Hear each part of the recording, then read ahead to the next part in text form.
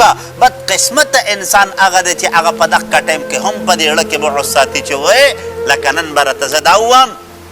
زمونږ په دې کلي کې مولانا عبدالرحمن صاحب د هغه یې چې کوم نن هغه په دې فیسبوک باندې به بیانات ورکول یو پیج و هغه پیج چې کوم نن هغه ولا چاهي دا پیغام تاسو مخکې شیر کړئ چې ټولو مسلمانانو وروڼو ته دا پیغام ورسي کړی دی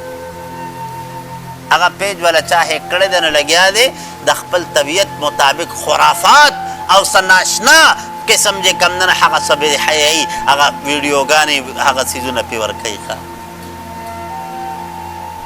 صحیح شوه دا د بعث خبره ده که نه ځکه دا د هغه له چې الله تعالی کوم مقام ورکړی دی د دیندارۍ په وجه نو په یو انسان باندې دا نه ځایږي چې یاره دی ولې داسې ده شه ٹھیک شوه نو لہذا کم از کم دې کم نه هغه په بعث کې دومره حد درجې ته نه دی تلل نه دي پکار حسد مسلمان ته مه ساته پړه کې بنیتي ورته مه ساته ځکه الله چې هغه له څه لیکلي که نه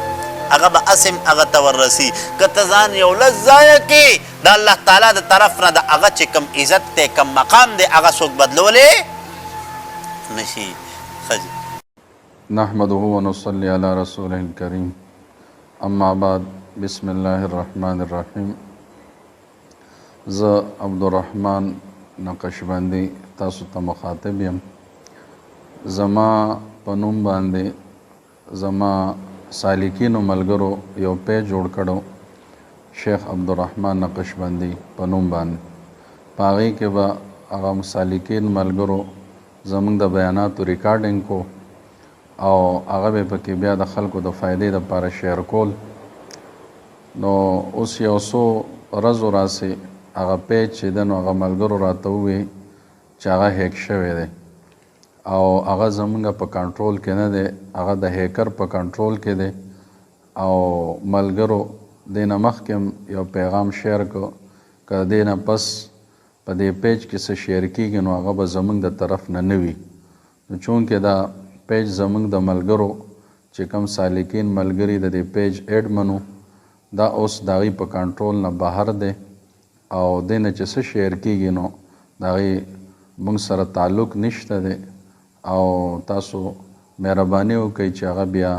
که داسې غیر اخلاقي مواد د هغې نه شیر کېږي نو تاسو بیا دا فیسبوک هغې ته دا پوسټ کوئ